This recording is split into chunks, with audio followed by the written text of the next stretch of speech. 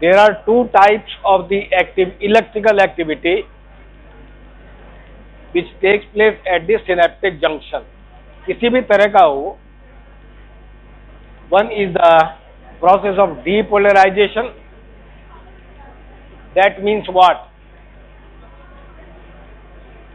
अरे बंद कर दो बातें, सबको बाहर निकाल के एब्सेंट लगा दूंगा सबको, तो तुम्हारा आने का फायदा ही खत्म हो जाएगा क्लास में। तुम आते ही अटेंडेंस के लिए हो। Not reversal, reversal is a huge phenomena.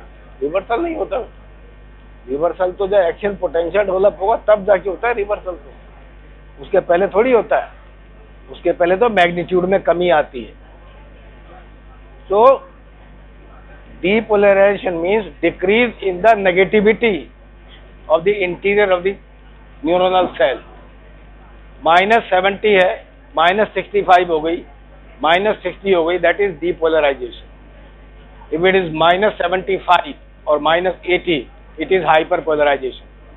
So two types of the activity are recorded at synapses in the central nervous system: depolarization and hyperpolarization. The process of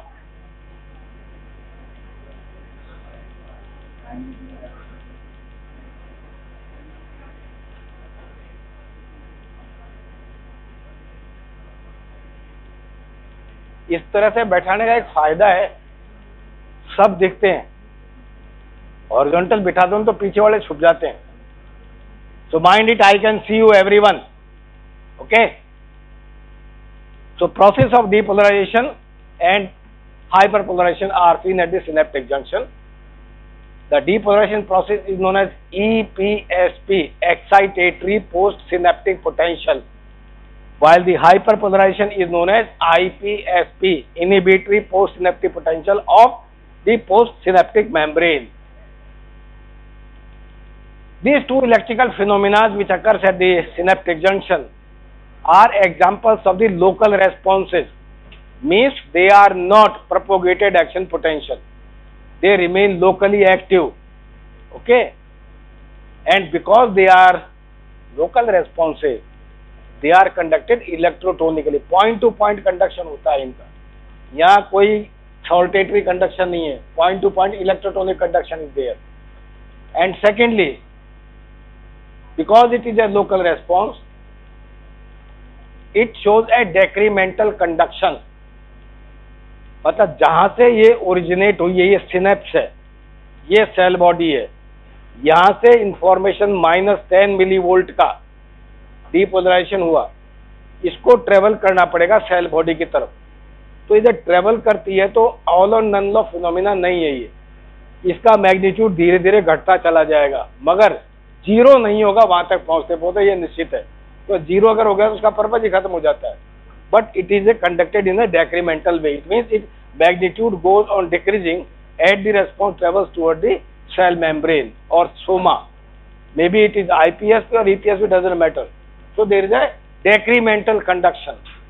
What does it also mean? That the synapse, exodendritic synapse, which is more near to the cell body of the postsynaptic neuron, will be more effective in causing the changes in the cell body rather than that synapse which is occurring far away from the cell body. तो जो ज्यादा दूर है उसका effect कम आएगा क्यों, घटती चली जाएगी, और जो पास में उसका इफेक्ट ज्यादा आएगा। Then it is a graded response. Graded का मतलब ये है कि अगर आपने स्टिमुलस कम दिया है तो रेस्पॉन्स मेम्ब्रेन पोटेंशियल में कम बदलाव आएगा, अगर ज्यादा दिया है तो बढ़ जाएगा, और ज्यादा दिया है तो बढ़ जाएगा, थ्रेशोल्ड में पहुंचेगा, एक्शन पोटेंशियल डेवलप हो जाएगा एफरेंट नर्व फाइबर के अंदर। Mind it, cell body never generates an action potential in the nerve fibre, it is always at the first node of Ranvier और away from the cell body, और axon hillock पे होता है ये। So because it is a graded response, it can be summated also, जुड़ सकती हैं ये, एक यहाँ आई थी एक यहाँ आई थी, ये यहाँ से यहाँ पहुंचेगी और ये इससे मिल गई तो दोनों जुड़ जाएंगे ये। तो summation is there of the graded response, and this summation again can be of two types, आगे भी आएगा। It can be a spatial type of summation और इट कैन बी ए या तो स्पेटियल हो सकता है, या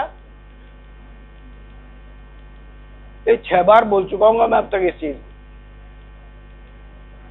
समेशन, समेशन कितने तरह का हो सकता है? टेम्पोरल एंड स्पेटियल, सीधी सी बात है। टेम्पोरल एक पॉइंट पे होता है, लगातार स्टिमुलस आता है। स्पेटियल मल्टीपल पॉइंट से जो समेट होता है वो स्पेटियल समेशन होता है। Then because it is a local response, it is a graded response, it does not follow all and none law. It is not an action potential.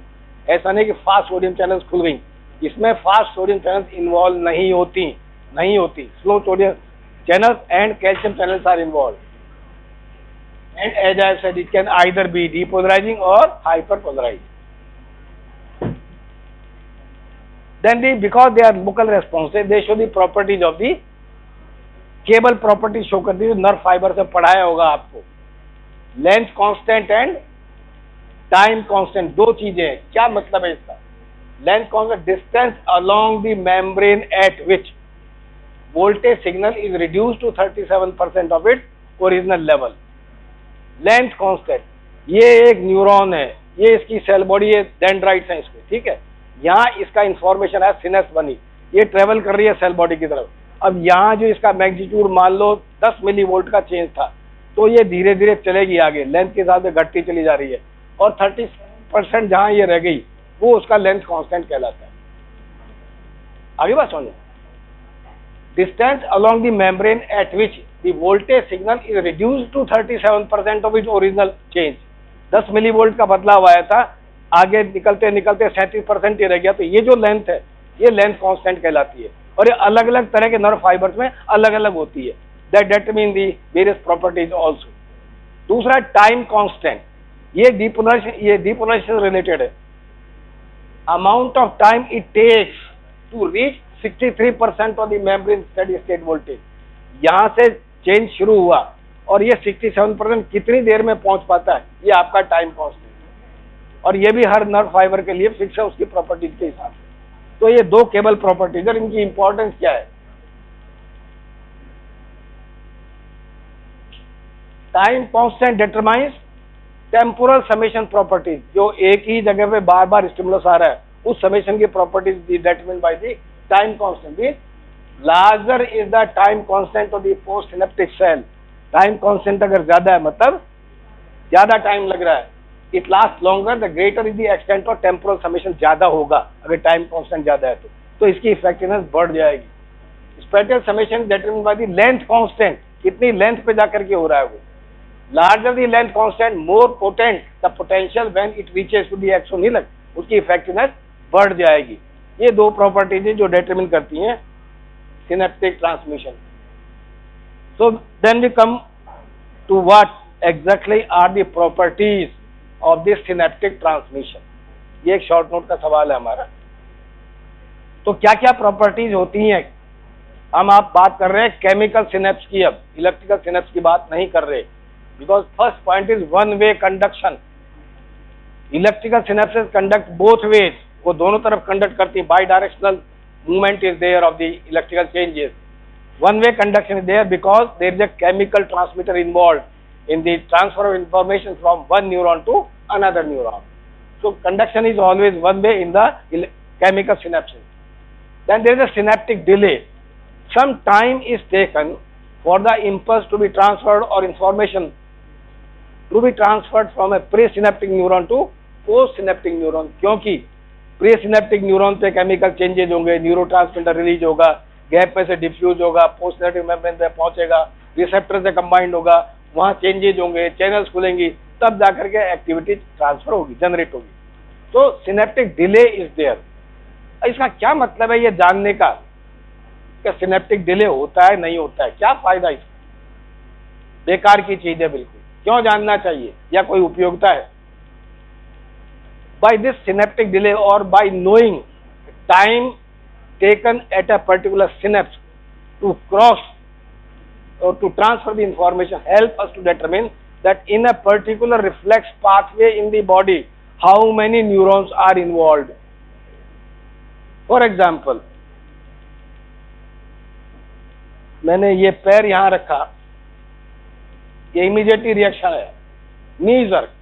Immediate reaction is there. Minimum synaptic delay is there. It means there is only one synapse involved in the whole reflex pathway. एक efferent neuron है, एक efferent neuron है और एक synapse है बीच के अंदर. तो सिनेप्टिक डिले बहुत कम है इसका, तो हमें पता लग गया कि इसमें सिर्फ एक ही सिनेप्स होनी चाहिए. इसी तरह अगर सिनेप्टिक डिले ज्यादा आ रहा है, इसका मतलब 2 सिनेप्स हो सकती हैं, 3 सिनेप्स हो सकती हैं, मल्टी सिनेप्टिक जंक्शन हो सकते हैं. So by this we know that what type of synapse we are talking about. Okay, synaptic delay. So synapses on this basis can be monosynaptic reflex, disynaptic reflex or polysynaptic reflex. Then we have phenomena of synaptic fatigue. एक ही synapse अगर लगातार बार बार काम आती है तो fatigue हो जाती है, वहां से जो इंफॉर्मेशन है वो धीरे धीरे कम होती चली जाएगी नेक्स्ट पोस्ट सिनेप्टिक न्यूरॉन के ऊपर. That synaptic fatigue may be due to 2 reasons. One, exertion of the neurotransmitter, क्योंकि लिमिटेड स्कोप है वहां पे, जो वेसिकल्स है न्यूरोट्रांसमीटर के वो धीरे धीरे खत्म होते चले जाएंगे, नए बनने में टाइम लगता है, या तो सेल बॉडी से बन के आएगा या यहीं सिंथेसाइज होगा. तो ऐसा कौन सा न्यूरोट्रांसमीटर है जो नर्व एंडिंग्स पे सिंथेसाइज हो सकता है? Any neuro acetyl choline is the one. Most of the other neurotransmitter are synthesise in the cell body और एक्सोनल फ्लो से नीचे आते हैं, तो उसमें समय लगता है. तो इनके इसका मतलब एसिटाइल कोलिन वाली जो सिनेप्सेज है वो लेट फटीग होती है, वो जल्दी फटीग नहीं होगी, बाकी और जो सिनेप्सेज है वो जल्दी फटीग हो जाएंगे. And the second reason for the fatigue is inactivation of the receptor. Receptor की सेंसिटिविटी घटती चली जाएगी और कई बार रिसेप्टर इंटरनलाइज भी हो जाते हैं, तो available number of receptors also decreases. So there is a fatigue of the synaptic transmission. Then we have seen electrical phenomena at the synapse. 2 तरह की हो सकती हैं, EPSP and IPSP. EPSP depolarization, that is excitated synapses are there. क्या कारण हो सकते हैं? EPSP क्यों हो सकता है पोस्टसिनेप्टिक मेम्ब्रेन के ऊपर? Either because of opening up of the sodium channel. Mind it, the channels are slow sodium channel, fast sodium channel नहीं है ये, ठीक है, इसलिए यहाँ एक्शन पोटेंशियल भी डेवलप नहीं होता. So opening of the sodium channels और decrease conductance of the potassium और द क्लोराइड आयन, इसकी वजह से EPSP डेवलप होता है. IPSP is hyperpolarization phenomena. Then it can be due to either opening up of the chloride channels or increased conductance of the potassium ion. अगर potassium की conductance बढ़ती है तो पोटेशियम अंदर से बाहर आएगा या बाहर से अंदर जाएगा? अंदर से बाहर आएगा. और क्लोराइड, फंस गए ना ये सवाल थोड़ा टेढ़ा है. क्लोराइड का क्या होगा बताइए मुझे, क्योंकि whenever the chloride channels are opened it causes inhibition, it results into inhibition. बाहर क्लोराइड ज्यादा है, क्लोराइड अंदर कम है, अंदर आना चाहिए. ओके, अच्छा अब आते हैं अपन, मैंने शायद तुमने प्रेजेंटेशन तैयार किया था जो UGCR में, उसमें बात की थी इसकी. Membrane potential for the nerve और neuron is -70 RMP. Nerve potential for the chloride is -70. Okay, it means if the interior is -70, chloride channels are opened, then the electrical gradient and chemical gradient cancels out each other, so there is no net movement of the chloride ion. तो अगर आपने chloride channel खोल भी दी तो क्या chloride अंदर जाएगा? नहीं जाएगा. फिर भी हम कहते हैं कि ये इनहिबिशन कर रहा है. कैसे कैसे बात समझ आए? मैं कहना समझ में आ रही है मैं जो कहना चाह रहा हूं? इलेक्ट्रिकल ग्रेडियंट -70 अंदर है, तो there is sufficient negativity inside the cell to prevent the concentration gradient of the chloride to allow the chloride to enter inside. रोकेगा, वो बराबर बैलेंस कर रहा है, तो क्लोराइड अंदर क्यों जाना चाहिए? नहीं जाएगा. तो इनहिबिशन कैसे कर रहा है ये? Why it is causing inhibition? Because the chloride ions or chloride channels, when they are open, whenever any other stimulus over that membrane is trying to cause depolarization, वो पॉजिटिव अंदर नेगेटिविटी कम करेगा. कम करता है, क्लोराइड चैनल खुली हुए, chloride अंदर घुस जाएगा, मतलब मेम्ब्रेन को एक्साइट नहीं होने देगा ये. when the chloride channels are open, any other neuron or synapse which is causing excitation of that neuron depolarization करेगा तो वो -70 से न्यूरॉन का पोटेंशियल -65 जाने की कोशिश करेगा ना। वो जो ही नीचे जाएगा, क्लोराइड की चैनल खुली हुई है, क्लोराइड अंदर घुस जाएगा, -70 पे स्टेबलाइज कर देगा मेम्ब्रेन को। It means that post synaptic cell is inhibited, basically अलग तरह का इनहिबिशन है, मगर ये सेल को एक्साइट नहीं होने दे रहा। That is the process. So that is how the chloride acts.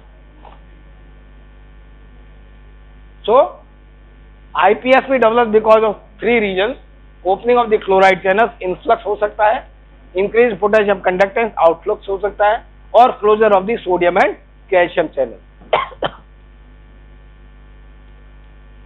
Then, as I said, EPSP and IPSP follow the properties of the local responses, so it can be summated. Both types of the summations are there: temporal summation and spatial summation. pH affects the synaptic transmission. Acidosis inhibits the transmission process. Alkalosis increases the synaptic transmission. नीचे मैंने लिखा है, alkalosis lead to increased neuronal excitability by decreasing extracellular free ionic concentration. नीचे लिखा है effect of hyperventilation. What does it mean? What does it mean? When you hyperventilate, what happens? CO2 बाहर ज्यादा निकल रही है, तो pH बढ़ रही है, एल्कलोसिस हो गई, तो उससे क्या हुआ? न्यूरोनल एक्साइटेबिलिटी क्यों बढ़ गई? सवाल तो ये है। कैल्शियम डिक्रीज होगा, कहां जाएगा ये?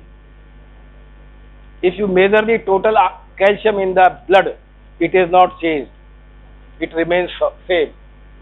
9 milligram to 11 milligram % is the calcium concentration.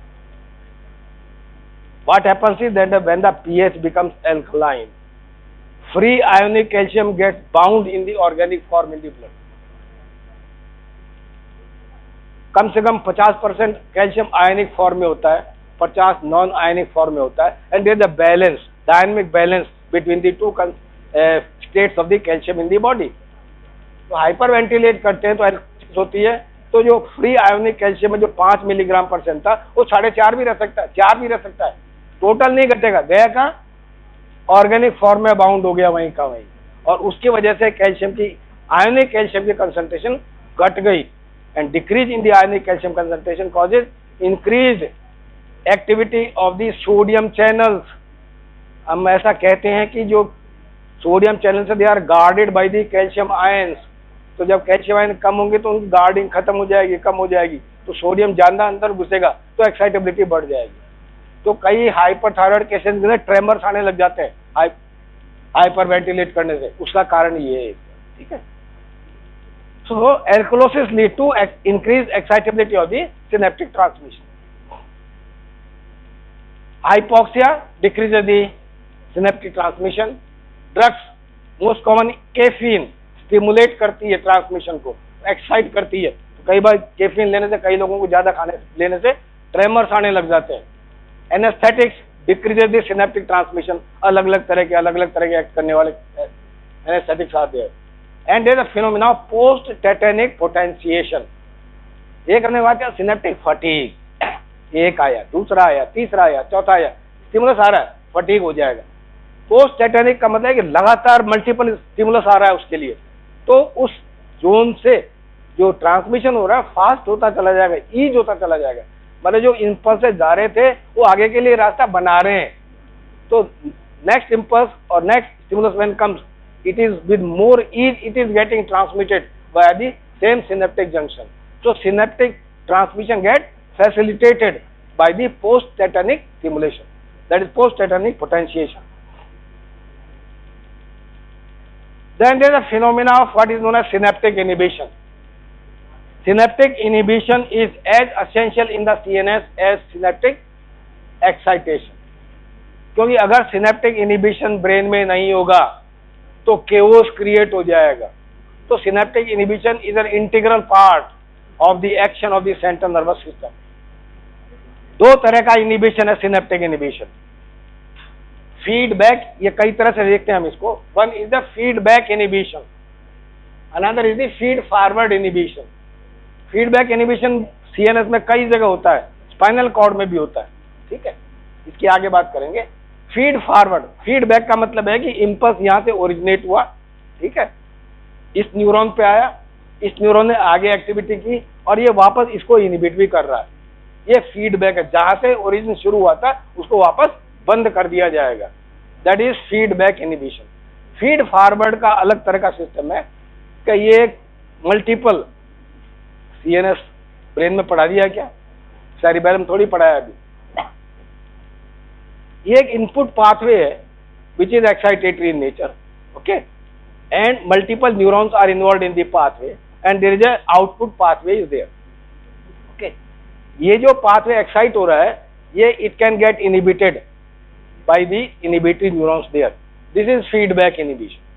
जहां से ओरिजिनेट हुआ था उसी को इनिबिट करे तो फीडबैक इनिबिशन कहलाएगा। मगर जहां से आउटपुट निकल रहा है सर्किट बना करके, ये इनपुट इसको इनिबिट करे तो कहलाता फीड फॉरवर्ड इनिबिशन। ये सेरिबेलम में इंपॉर्टेंट है। So feed forward inhibition is seen in the cerebellum और वो आपके परकंजी फाइबर्स को इनिबिट करता है, ओके। तो it ultimately balances the activity of the protagonist and antagonist muscles in the body to have a smooth voluntary motor activity. ये दिखा रखा है, granule cells are there, gives information to the basket cell. This is an inhibitory neuron, okay. Granular cell is the only excitatory neuron there. It also causes Purkinje cell to excite. Purkinje cell is inhibitory, output is inhibitory, but if the basket cell comes into action, ये granular cell Purkinje cell को भी excite कर रहा है, एक granular cell basket cell को भी excite कर रहा है, basket cell Purkinje cell को inhibit कर रहा है। इसका क्या मतलब निकला? By direct activity, granular cell will excite the Purkinje cell. The pathway will be inhibitory. Output is inhibited. But the other Purkinje cell which will be present over here is getting information through the basket cell. That is also output cell. And that Purkinje cell gets inhibited. So pathway becomes excitatory. So by introducing inhibitory system in the circuit, the excitatory input can be converted into inhibitory output or excitatory output depending upon the requirement of the body function. So that was one way of looking at the inhibition. Second way is inhibition, it can be postsynaptic or presynaptic. Inhibition can be both presynaptic and postsynaptic inhibition. Common type of postsynaptic inhibition, which are of two types again, direct inhibition and indirect inhibition. This is the example of the postsynaptic inhibition. Muscle stretch करते हैं हम, we are stretching the biceps muscle, इसको stretch किया, हम stretch करते हैं तो आप फील करिए इसको, मसल रेजिस्ट कर रही है सेक्शन को, आपने खींचा मसल कॉन्ट्रैक्ट कर रही है, muscle is resisting this action. See, ये कॉन्ट्रैक्ट, जब आप इसको खींचते हो तो मसल कॉन्ट्रैक्ट कर रही है, muscle is contracting, that is the normal reflex for the body. Feel करिए, आप इसको खोलिए, खोलिए, धीरे धीरे खोलिए, मसल कांटेक्ट करती है, दिस इज स्ट्रेच रिफ्लेक्स, इसकी डिटेल में बात करेंगे आप। सो मसल स्ट्रेच, मोटर न्यूरॉन पे जा रही है इंफॉर्मेशन, मसल कॉन्ट्रैक्शन हो रहा है, ठीक है। The same information goes to the inhibitory neurons, Golgi bottle neurons कहते हैं इनको स्पाइनल कॉर्ड में, supply to the antagonistic muscle and muscle relaxation is there. तो ये कैसा इनिबिशन हुआ कि मैं मसल को स्ट्रेच कर रहा हूं, ये नॉर्मल रिफ्लेक्स है, muscle will respond by contraction, but when I am stretching this, muscle is contracting, the triceps is relaxing simultaneously. So neurons in the spinal cord at the same segment level are getting inhibited simultaneously. This is the inhibition, direct inhibition हो रहा है। दूसरा spinal cord में ये Renshaw cell inhibition, which is also known as recurrent inhibition भी कहते हैं इसको। A motor neuron getting information from the higher centers, spinal cord का एक motor neuron है, alpha motor neuron, which is getting excited from impulses from the motor cortex of the brain। Activity के लिए इसको एक्साइट किया जा रहा है, ठीक है, और मल्टीपल सोर्सेज से भी एक्साइटेशन आ रहा है इसका। The motor neuron fires an action potential to excite the skeletal muscles to which it is supplying. the same motor neuron in spinal cord is giving collateral branch to another inhibitory neuron in the spinal cord which you call the Rancho cell. और ये Rancho cell antagonistic muscle को inhibit नहीं कर रहा, उसी muscle को inhibit कर रहा है, सेम मसल। जिस अल्फा मोटर न्यूरॉन की इंफॉर्मेशन नीचे गई थी, उसी अल्फा मोटर न्यूरॉन से कोलेटरल ब्रांच आ रही है और वो Rancho सेल को इनिबिट कर एक्साइट कर रही है। Rancho सेल को एक्साइट करने का मतलब Rancho cell are inhibitory neuron, तो ये उसी पे सिनेप्स करेगा जहां से इंफॉर्मेशन आई और उसको इनिबिट कर देगा। This type of inhibition known as Rancho cell inhibition और recurrent inhibition. Indirect inhibition another type because of previous firing, एक न्यूरॉन ने फायर किया, सिनेप्स पे डिपोलराइजेशन हुआ, potassium channels open for a longer time, membrane becomes relatively non-responsive, hyperpolarized, and it gets inhibited. Decreased excitability is there.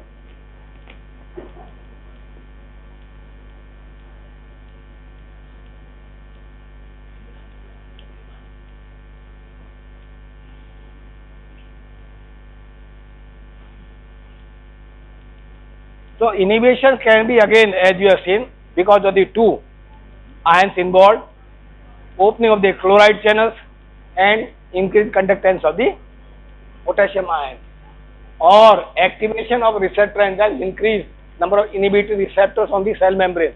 Receptor की संख्या बढ़ाई जा सकती है जिससे कि इनिबिशन ज्यादा देर तक चलेगा वहां पे। This is a special type of the inhibition which we call the presynaptic inhibition, occurs only at the exo-axonal synapses.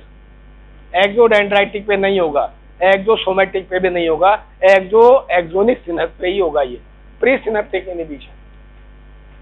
अब इसकी मैकेनिज्म समझने की कोशिश करिए। It may be due to increased chloride conductance, opening of the potassium channels leading to hyperpolarization, partial hyperpolarization of the membrane and inhibition of the neurotransmitter release. What does it mean exactly? It doesn't mean anything. कुछ भी नहीं समझ में आया, मगर इस diagram से समझ में आएगा। एक minute, see this diagram.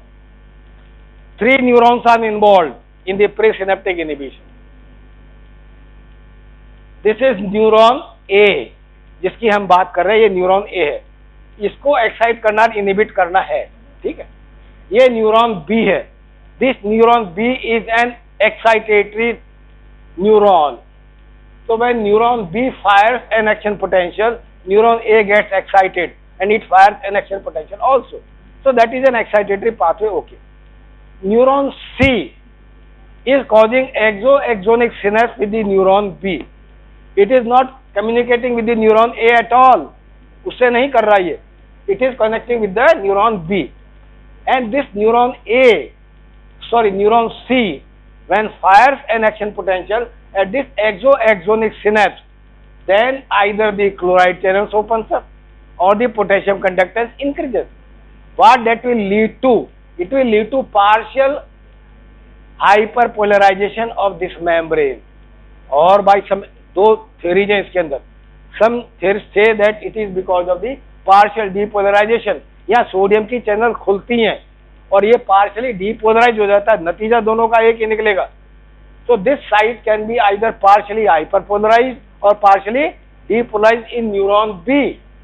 So if this neuron B is partially hyperpolarized or depolarized at this site, if an action potential coming on the neuron B to excite neuron A, तो यहां से जो action potential आ रहा था नीचे of a certain magnitude, that magnitude of this action potential get decreased by the magnitude of the depolarization caused by neuron C.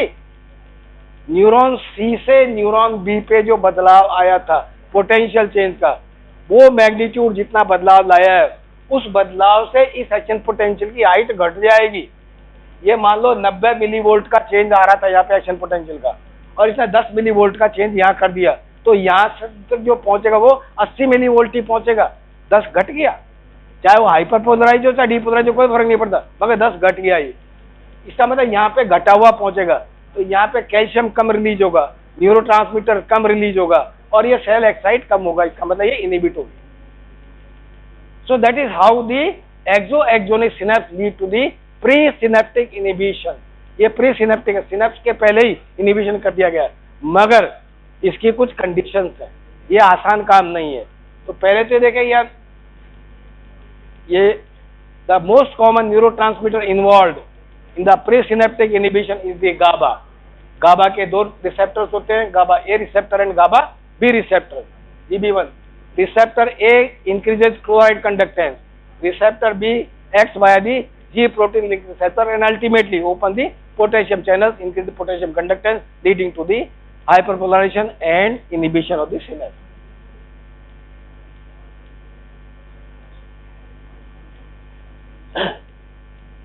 ये जो मैंने बताया वो सारा आ गया। Decrease magnitude of decrease neurotransmitter release, decrease effect of the excitatory neuron on the postsynaptic membrane. So the peculiarity of this inhibitory system is that it allows a particular input to be inhibited.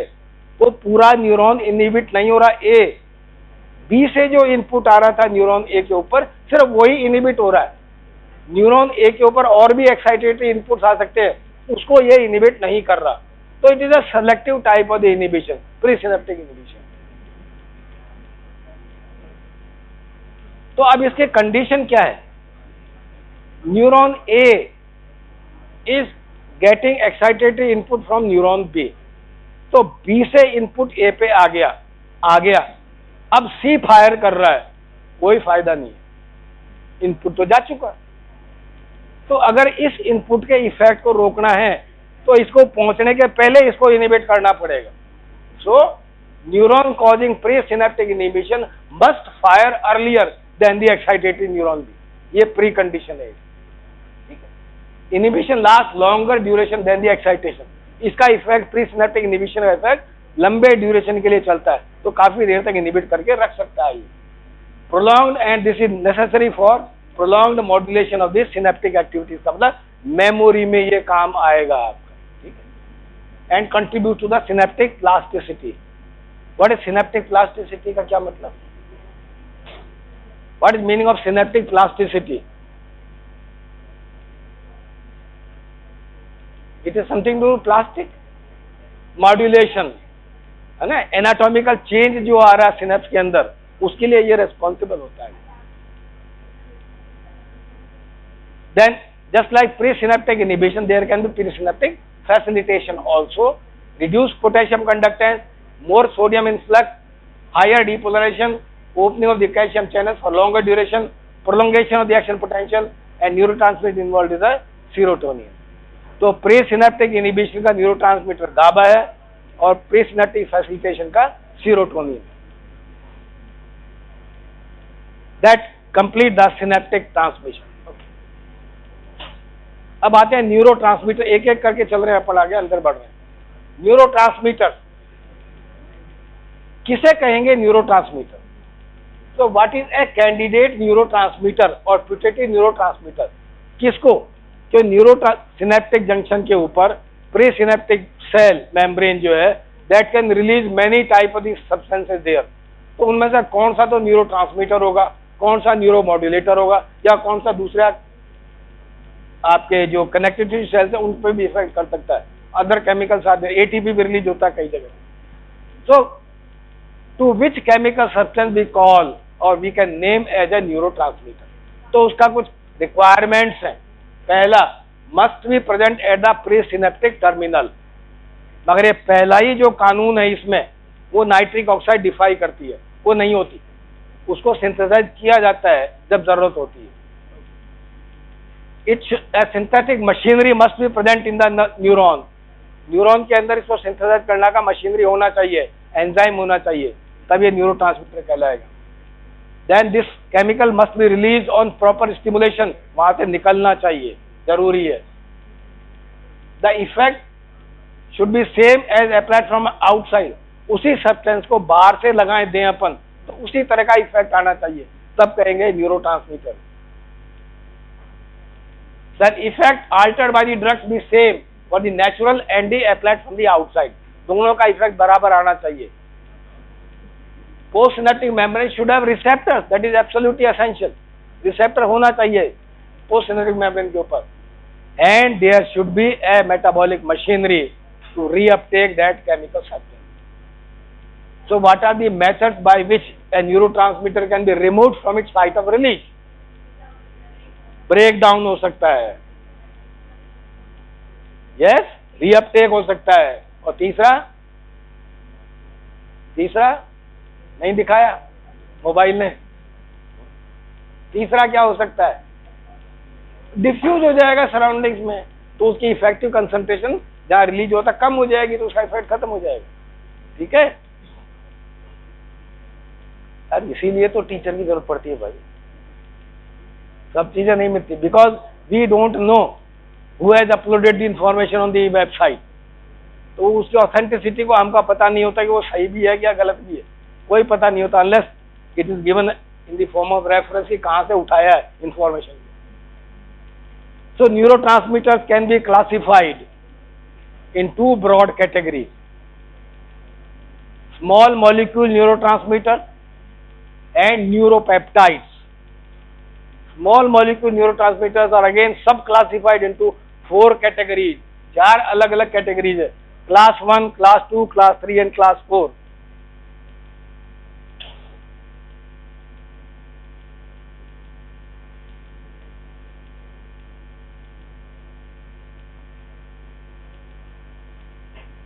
Class 1 small molecule includes 1 acetylcholine. Class 2 biogenic amines, इसमें मोनोएमीन्स भी हो सकते हैं और डाईएमीन्स भी हो सकते हैं. मोनोएमीन्स कौन कौन से हैं? Epinephrine, norepinephrine and dopamine. Collectively they are also called as catecholamines. Okay. Diamines are serotonin and histamine. Diamines है दोनों. Class 3 are the amino acid: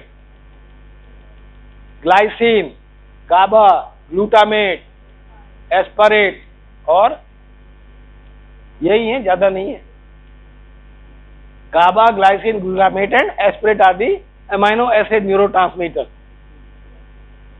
class 4 एक ही है उसके अंदर, nitric oxide, atypical type of the neurotransmitter it is. Now about the acetylcholine, certain features which you already know or must be knowing. It is fast acting neurotransmitter, short duration. Fast acting short duration is only one neurotransmitter, acetylcholine. तो इन दोनों का कारण क्या है? Why it is fast acting? Why it is short acting? नहीं, वो तो अलग चीज है. फास्ट एक्टिंग का मतलब this involve direct opening of the channel. Ligand gated channels हैं, लाइगेंड से जुड़ते चैनल्स खुल जाती है इमीडिएटली, फॉरन एक्शन आता है उसका. Okay. And short duration because acetylcholine esterase is present at everywhere. Acetylcholine is released as a neurotransmitter. तो रिलीज के बाद इसको डिस्ट्रॉय कर दिया जाता है, हाइड्रोलाइज कर दिया जाता है, तो इसका एक्शन इमीडिएटली टर्मिनेट हो जाता है. And it can be synthesized at the nerve terminal also. तो ये एग्जॉस्ट यूजुअली होती नहीं है. तो synaptic junctions using acetylcholine as neurotransmitter usually does not get fatigued. No, तो ये साथ ही साथ सिंथेसाइज हो जाती है. So it is synthesized, as you know, from the acetyl coenzyme A by the activity of the enzyme choline acetyl transferase and is destroyed by the cholinesterase enzyme. It is an excitatory neurotransmitter. Is this correct statement? Is this statement correct? एक generalize statement अगर हम दें कि acetylcholine is an excitatory neurotransmitter, is this statement correct? No. Parasympathetic nerve endings के ऊपर कई जगह muscles को रिलैक्स करता है depending upon the type of the receptor it interacts with. M1, M2, M3, M4, M5 type के receptors है. Muscarinic receptors are there, nicotinic receptors are there. Skeletal muscle पे अलग है, गैंग्लियन पे अलग है. तो ये स्टेटमेंट सिर्फ सेंट्रल नर्वस सिस्टम के लिए है. This statement is for the central nervous system only where acetylcholine is an excitatory neurotransmitter. कहाँ होता है acetylcholine? Commonly found where? Pyramidal cells of the motor cortex. They use acetylcholine as the neurotransmitter. Pyramidal cells ultimately कहाँ end होते हैं? कहाँ end होना चाहिए इनको? स्पाइनल कॉर्ड में, मोटर न्यूरॉन्स के ऊपर. They control the motor activity of the body. Basal ganglia, अंदर इंटरनल सर्किट जो बेसल गैंग्लिया का, उसमें बहुत सारे न्यूरॉन्स एसिटाइलकोलिन या कोलिनर्जिक भी होते हैं. स्पाइनल मोटर न्यूरॉन्स, सारे स्केलेटल मसल में जो जा रहे हो सारे कोलिनर्जिक न्यूरॉन्स हैं. And there are many sites of cholinergic transmission in the body where acetylcholine is the neurotransmitter.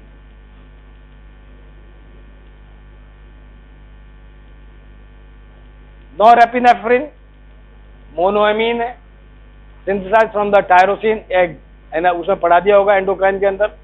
पढ़ा दिया? पढ़ा नहीं अभी. एड्रिनल ग्लैंड पढ़ा दिया होगा ना, उसमें आ गया होगा ये एड्रिनल मेडुला के अंदर.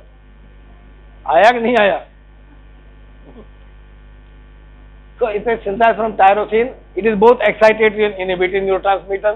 ब्रेन में कहाँ होता है ज्यादा? ये दो साइट्स हैं, लोकस सिरूलियस एंड रेटिकुलर फॉर्मेशन. हम इनकी आगे बात करेंगे सीएनएस में.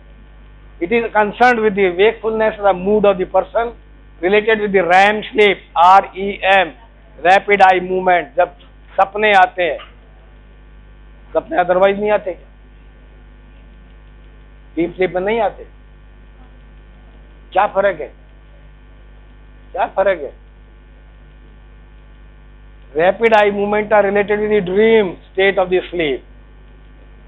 तो जब आपका डीप स्लीप होता है, स्लो वेव स्लीप होता है, तो क्या सपने आते हैं कि नहीं आते? नहीं आते? आते हैं, आते हैं. फर्क है मगर दोनों में. जो रैम स्लीप के दौरान सपने आते हैं वो याद रहते हैं आपको. जो डीप स्लीप के दौरान रहते हैं वो याद नहीं रहते. सपने दोनों तरफ से आते. There is a difference between the two. So norepinephrine also acts at the autonomic nerve. The synthetic pathway you can see is the tyrosine which is available in the blood profusely. कोई दिक्कत ही नहीं है. Converted to dopa by the enzyme tyrosine hydroxylase. अब यहाँ ये pathway मैं इसलिए बता रहा हूँ कि पढ़ भी लिया तुमने. These are sites of action of the drugs also and different neurons also.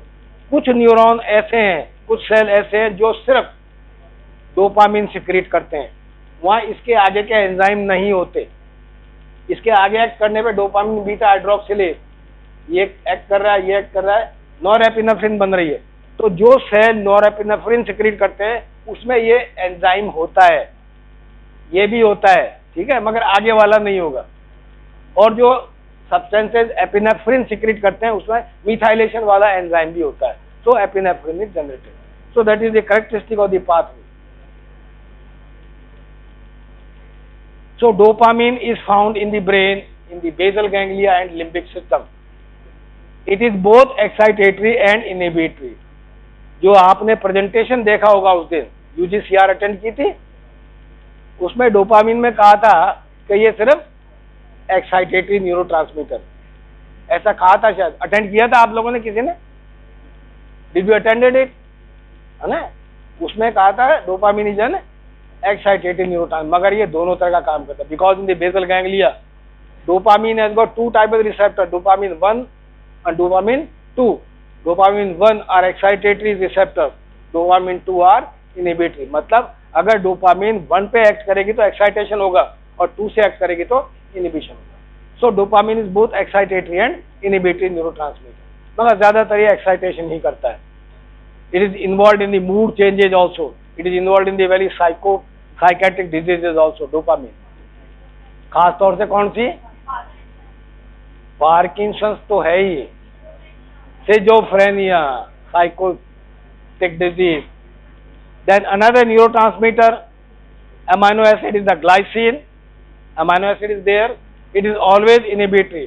So if MCQ comes, common inhibitory neurotransmitter in the spinal cord is glycine. GABA नहीं है, glycine.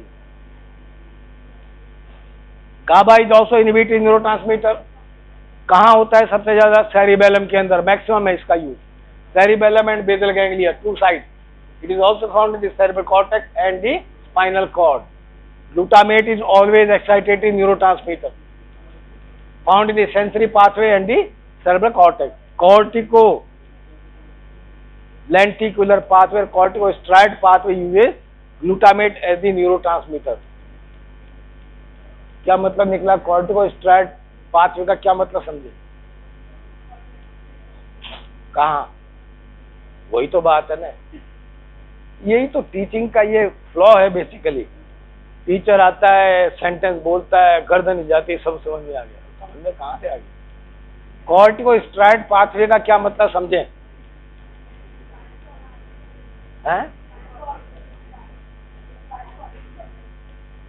Striatum is a part of the basal ganglia.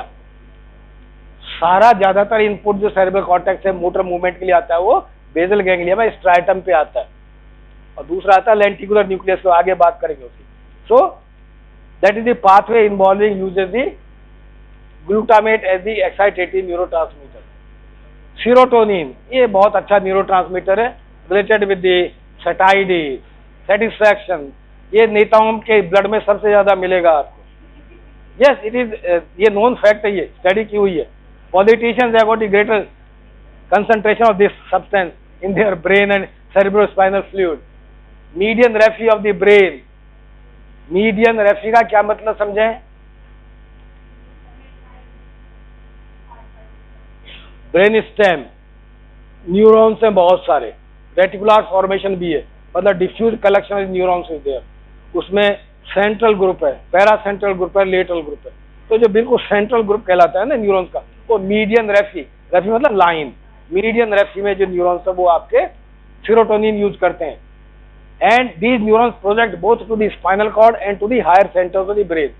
तो serotonin की supply सारी brain में ज्यादातर जगह पे कहां से आ रही है? मीडियन रेफी न्यूक्लियस से जा रही है। It is also involve in the pain inhibition process, ये हम आगे बात करेंगे। हाइपोथैलेमस में मूड कंट्रोल करती है and involve in the sleep mechanism also. तो सेरोटोनिन का बड़ा वाइड स्प्रेड रोल है ब्रेन के अंदर। अब आते हैं दूसरा ग्रुप, ये पहला ग्रुप था स्मॉल मॉलिक्यूल न्यूरोट्रांसमीटर, दूसरा है neuropeptide. The difference is that for their synthesis you need cell body, ये नर्व एंडिंग्स पे सिंथेसाइज नहीं हो सकते, ठीक है। दूसरा, they act by the G protein receptors by multiple mechanism, तो इनका एक्शन धीरे स्टार्ट होता है, फास्ट नहीं हो सकता किसी भी action. Then if the action start it can last for few minutes, few hours, few days, or even it can lead to transcription changes in the DNA also can occur because of the effect within these neurotransmitters. तो इनका effect long lasting है, slow to start and long lasting effect है। तो इसमें आते हैं, आपको ABC categories डाल दीजिए आप। Hypothalamic releasing factors are there, TRH, LHRH, LHRH,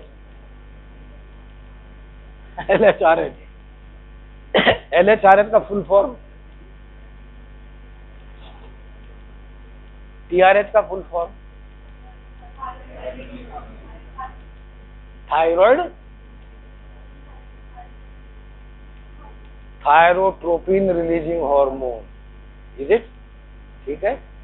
hypothalamus से बन रहा है तो पिट्यूटरी के ऊपर की बात कर रहे हैं, ठीक है। तो TSH की बात नहीं कर सकते, TSH को रिलीज करेगा, ये आ रहा है हाइपोथैलेमस से, ठीक है। हाइपोथैलेमिको हाइपोफिजियल पोर्टल सिस्टम के थ्रू आ रहा है, पढ़ा दिया होगा ना, ये रिकलेक्ट करना चाहिए ना तुम लोगों को। Luteinizing hormone, releasing hormone, okay. Somatostatin, somatostatin अलग क्यों है? इट इज इनहिबिटरी हार्मोन, जहां भी GIT में होगा तो भी इनहिबिट करेगा, CNS में भी इनहिबिट करेगा। Pituitary peptides are there, ACTH, endorphin, MSH is melanocyte stimulating hormone, prolactin, GH, vasopressin and oxytocin, ये सब न्यूरोट्रांसमीटर की तरह एक्ट कर सकते हैं। देन गट ब्रेन पेप्टाइड, जो गट में भी होते हैं ब्रेन में भी होते हैं, they are gut brain peptide. Leucine, enkephalin, met enkephalin, मतलब एनकेफेलिन है जो दो तरह की होती है, एक में अमाइनो एसिड ल्यूसिन है और दूसरे में मेथियोनिन है। Substance P gastrin, CCK, cholecystokinin, VIP, वाजो। अब कंफ्यूजन हो गया, तुम बोले इनहिबिटरी पेप्टाइड, आप बोल रहे हो VIP। क्या होता है बच्चे, बोल। Vasoactive intestinal peptide, it causes vasodilatation. Salivary gland के अंदर आपका parasympathetic induce vasodilatation caused by the release of VIP along with the acetylcholine, isn't? इसको कोरिलेट करते रहिएगा। Nerve growth factor, neurotensin and glucagon are the gut brain peptide. From other tissues, ये भी सब neurotransmitter की तरह act कर सकते हैं। Angiotensin 2, bradykinin, sleep peptides and calcitonin. This is a gross difference between the small molecule neurotransmitter and gut brain peptide neuropeptide.